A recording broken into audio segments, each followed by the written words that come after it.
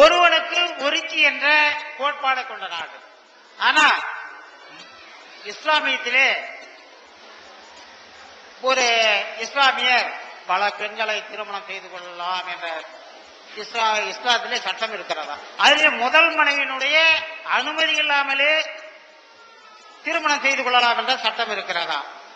அப்படி இருக்க அந்த முதல் மனைவியினுக்கு துரோகம் செய்துவிட்டு முதல் மனைவியை பெண்ணடிமைத்தனம் செய்துவிட்டு திருமணம் செய்து கொள்ளலாம் என்பது சட்டத்திலே இடம் இருக்கிறார். அப்படி இருக்கும்போது இஸ்லாம் ஒரு இனிய மார்க்கம் என்பது எப்படி சரியாக பொருந்தும்? என்னுடைய அதாவது இந்த நாட்டினுடைய கலாச்சாரம் பண்பாடு என்னவென்று சொன்னால் ஒருவனுக்கு ஒருத்தி தான். ஆனா உங்க மதத்தில் உள்ளவர்கள் ஒன்றுக்கு மேல திருமணம் செய்து முதல் மனைவிக்கு துரோகம் செய்யறாங்களே, அது எப்படி இனிய மார்க்கமா இருக்க முடியும்? இந்த அழகான ஒரு கேள்வி கேட்டிருக்காரு. நல்ல தேவையான கேள்விதான். அதாவது முதல் விஷயமாக என்ன செய்யணும்னா, ஒருவனுக்கு ஒருத்திங்கிறது இருக்குல்ல, அது இந்த மண்ணுடைய பண்பாடுன்னு சொல்றாங்கல்ல, அது பண்பாடு இல்லை. முதல் அடிப்படை என்னன்னு கேட்டா, ஒருவனுக்கு ஒருத்தி என்பது இந்த நாட்டின் இந்த மண்ணின் பண்பாடு கிடையாது. எப்படி கிடையாதுங்கிறோம்? இந்த நாட்டில் உள்ள புராணங்களை எடுத்துக்கொள்ளுங்கள், இதிகாசங்களை எடுத்துக்கொள்ளுங்கள், இந்த நாட்டில் உள்ள நடைமுறை எடுத்துக்கொள்ளுங்கள், ஒருவனுக்கு ஒருத்திங்கிறதே கிடையாது. இப்ப நம்ம கடவுளாக நீங்கள் எல்லாம் மதிக்கக்கூடிய மதத்தை விமர்சிக்கிறதுக்கு நான் சொல்லல, ஒரு வரலாற்று தகவல் தான், உங்க புராணத்தில் உள்ளதான் சொல்றேன். நீங்கள் கடவுளாக மதிக்கக்கூடிய முருகனை நீங்கள் கடவுள்னு சொல்லுவீங்க. அந்த முருகன் ஒருத்தியோட இருந்தாரா? அவருக்கு வள்ளி தெய்வானன்னு சொல்லி அந்த ரெண்டு பண்ணி இருக்கும் போது கூட நீங்க அவரை கடவுள்னு மதிக்கிறீங்க. அது வெறுக்கத்தக்கதான நினைஞ்சிருக்கணும். இந்த ஆள் ரெண்டு கொண்டாடி வச்சுட்டாரு, இனிமே கடவுள் இல்ல அப்படின்னு கூட நீங்க சொல்லல. அப்ப அவர் ஒரு பக்கம் வள்ளி ஒரு பக்கம் தெய்வானன்னு சொல்லி இரண்டு மனைவியோடு இருப்பதாக உங்க அனைவருக்கும் தெரியும். இந்து மதத்தில் உள்ள குழந்தையில இருந்து அனைவருக்கும் தெரிகிறது. அப்ப அது அந்த மண்ணுடைய கலாச்சாரம் பண்பாடு அதுவா இருந்தால், நீ என்ன இருந்தாலும் ரெண்டு கொண்டாடி பண்ணிட்டாரு, இது பண்பாடுக்கு மாத்தம், கடவுளை மாத்து அப்படின்னு நம்ம யாராவது சொன்னோமா? ஒரு இந்துவும் சொல்லல. அதே மாதிரி கிருஷ்ண பரமாத்மான்னு நீங்க ஒரு கடவுளை சொல்றீங்க. அவரு பாமா ருக்குமணின்னு என்ன செய்யறாரு? அவருக்கும் ரெண்டு இருப்பதாக நீங்க புராணங்கள்ல சொல்றீங்க. அப்ப பாமாண்டு ஒரு பக்கம், ருக்மணின்னு ஒரு ரெண்டு பெண்ணோட ஒரு வாழ்ந்திருக்கும் பொழுது அவர் கடவுளாவும் இருக்க முடிகிறது. ரெண்டு மனைவியோட ஒரு வாழவும் முடிகிறது, அவர் கடவுளாவும் என்ன செய்யறது? இருக்க முடிகிறது. அதே மாதிரி ஆதி காலத்திலிருந்து மன்னர், இந்த நாட்டினுடைய மன்னர்களுடைய வரலாறு எடுத்து பார்த்தீங்கன்னு சொன்னா, ராமரை தவிர எல்லாருமே ஒன்றுக்கு மேற்பட்ட பெண்ணோட தான் வாழ்ந்திருக்கிறாங்க. இந்த ராமர் ஒரு ஆள் மட்டும்தான் சரித்திரத்திலேயே ஒரே ஒரு ஆள் மருந்துக்கு கிடைக்குவாரு, ஒரு பொண்டாட்டியில வாழ்ந்தவன், ஒரு பொண்டாட்டியிலே வாழ்ந்த தலைவர் என்று சொல்லி இந்திய சரித்திரத்தை முழுசும் தேடினா கூட பெரிய தலைவர்கள்ல யார் மிஞ்சுவா? ராமர் மட்டும்தான் மிஞ்சுவாரு. ராமருடைய தகப்பனார் கூட மிஞ்ச மாட்டாரு. ஏன்? அவருக்கு தசரத மகாராஜாவுக்கு 60,000 பொண்டாட்டின்னு எழுதி வச்சுக்கிறாங்க. அது முடியுமா முடியாதாங்கிற பேச்சு இல்ல, ஆனா இருக்குது. தசரத மகாராஜ் ராமருடைய தகப்பனார் இருக்கார் தசரதன், அவருக்கு எத்தனை மனைவியா? 60,000 மனைவி. அந்த பரம்பரை அவர் பிறக்கிறாரு. அவர் மட்டும் தனி கேரக்டர்ல பொண்ணு போதும் இருந்திருக்காரு தவிர, அந்த மதத்தினுடைய சட்டம் அப்படி கிடையாது. இந்து மதத்துடைய சட்டத்துல ஒண்ணுதான் வச்சுக்கணும்னு மதத்துல எங்க இருக்குன்னு எடுத்துக்காட்டுங்க வரும். அப்ப இந்த மண்ணின் கலாச்சாரத்தில் அப்படி இல்லவே இல்லைங்கிறது ஆதி காலத்துல உள்ளதுல இருந்து நான் காட்டினேன். நிறைய நீங்க எடுத்து பார்க்கலாம், நிறைய பார்த்தா கூட அது தெரிந்து கொள்ளலாம். அடுத்து என்ன? அதை விட்டுருங்க. இப்ப சாதாரணமான இந்து மக்களுடைய நடைமுறை எடுத்துக்கிறங்க. அதாவது ஒண்ணுக்கு மேல கல்யாணம் தான் பண்ண மாட்டாங்களே தவிர, வப்பாட்டி வச்சுக்கிறது தான் சமூக கௌரவம் சொல்லக்கூடியவங்க கிராமங்கள்ல இருக்காங்களா இல்லையா? வப்பாட்டியோட வாழ்றாங்களா? நிறைய பேர் வாழ்றாங்களே. இந்துவாகவும் இருந்து கொண்டு மனைவி இருக்க இன்னொரு பெண்ணை வைப்பாட்டியாக வைத்து சின்ன வீடாக வைத்துக் கொண்டு, அந்த எந்த அளவுக்கு கூறி போச்சுன்னா, அது சின்ன வீடு சினிமாவே எடுக்கிறோம். அந்த அளவுக்கு அங்கிங்க அதபடி என்ன செஞ்சிருக்கு, அது நீக்க மாதிரி நிறைந்திருக்கிற காட்சியை பார்க்கிறோம். அப்ப சில நிறைய கிராமங்கள்ல இது சாதாரணமான விஷயம்.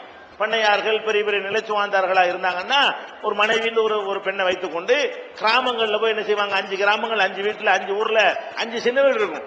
எத்தனை சின்ன வீடு இருக்கு, அதுக்கு தகுந்த மாதிரி சமூகத்தில் ஸ்டேட்டஸ் கூட. இவருக்கு 4 இருக்குது, இவருக்கு 5 இருக்குது, இவருக்கு 6 இருக்குன்னா அதுக்கு தகுந்த மாதிரி அவருடைய மரியாதை எல்லாம் கூடுது. அப்ப நடைமுறையில பார்க்கிறோம், இது மாதிரியானது நிறைய நடந்து கொண்டே இருக்கிறது. அது மாதிரி இன்னொன்னு நீங்க பாருங்க, இப்ப நம்ம நாட்டில் உள்ள தலைவர்கள் எடுங்க.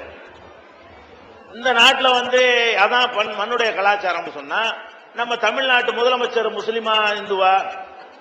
கருணாநிதி இருக்கிறாரு, அவர் முஸ்லிமா? அவர் இந்து தான். நான் இந்து இல்லைன்றாலும் அவர் இந்து தான்.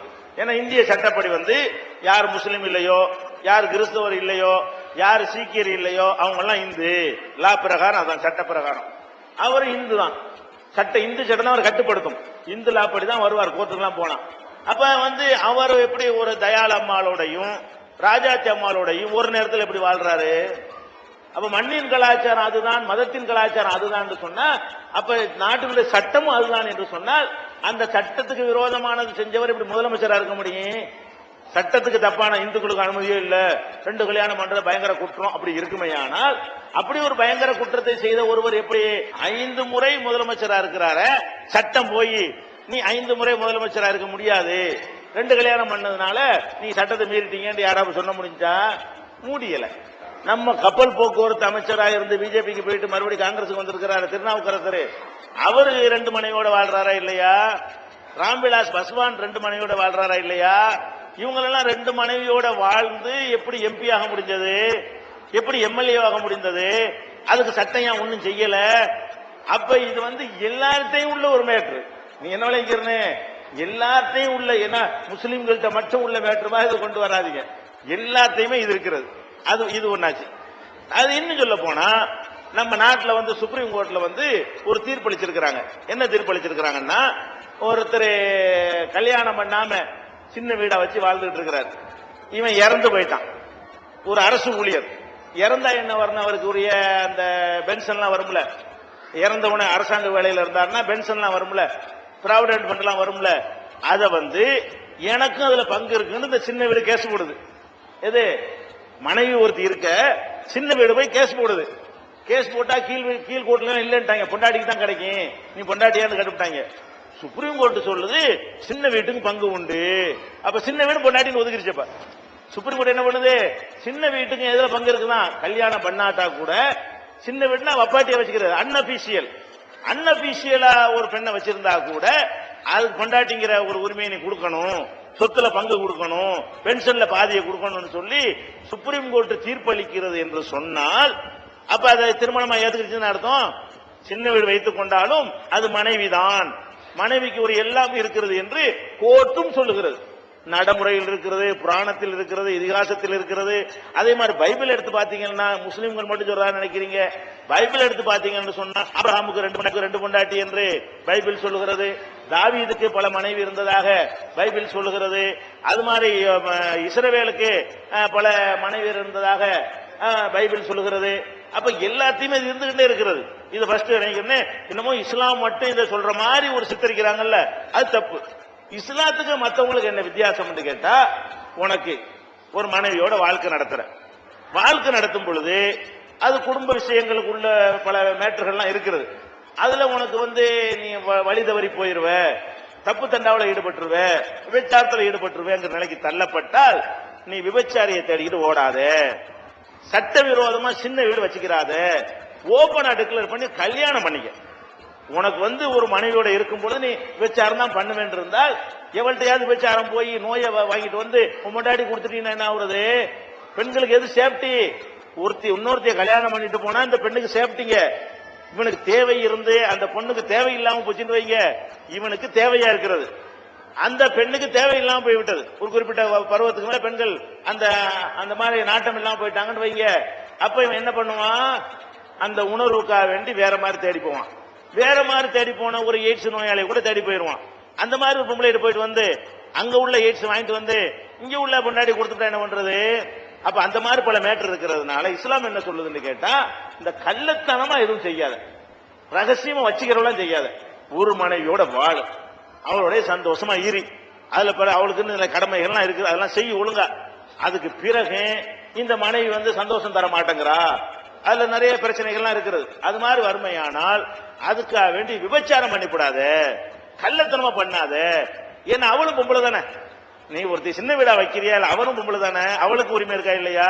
அப்ப அவளுக்கு பிள்ளை பிறந்தா பிள்ளைங்கிற அந்தஸ்து வராது, இவளுக்கு பிறந்தா புள்ளங்கிற அந்தஸ்து வரும். அப்ப ரெண்டும் ஒண்ணுதானே. அப்ப இன்னொரு பெண்ணை ஏமாத்திடக்கூடாது, அவளையும் சட்டப்பூர்வமா கூடும் என்று இஸ்லாம் என்ன பண்ணுது, இந்த விபச்சாரத்தில் இருந்து தவிர்ப்பதற்காக வேண்டி அந்த ஒரு வழியில் மட்டும்தான் நீ செய்யணும். கள்ளத்தனமா வச்சுக்கிற கூடாது, கண்ணியமா வச்சுக்க. கள்ளத்தனமா வச்சு ரகசியமா வைத்துக் கொள்ளாது என்று இஸ்லாம் சொல். எது தவிர்க்க இயலாதோ, எது உலகத்தில் நடந்து கொண்டிருக்கிறதோ, எதுல எல்லா மதத்துக்காரங்களும் எதை செய்கிறார்களோ அதை இஸ்லாம் என்ன சொல்லுது, ஒளிச்சு செய்யாதீங்கப்பா. இதுதான் இஸ்லாம் சொல்லக்கூடியது. எல்லாத்தையும் உள்ள ஒரு விஷயம் தான் இது. இதை நம்ம விளங்கிட்டோம்னா என்ன இருக்காது, குழப்பம் இருக்காது. இருந்தாலும் கூடுதல் விளக்கம் இந்த தலைப்பு சம்பந்தமாக இஸ்லாம் பெண்களின் உரிமையை பறிக்கிறதான்னு ஒரு புக்கு போட்டிருக்கிறோம். அதுல விவரமா எழுதியிருக்கு. அதை ஐயாவுக்கு கொடுப்போம், வாங்கிக்கிறேன்.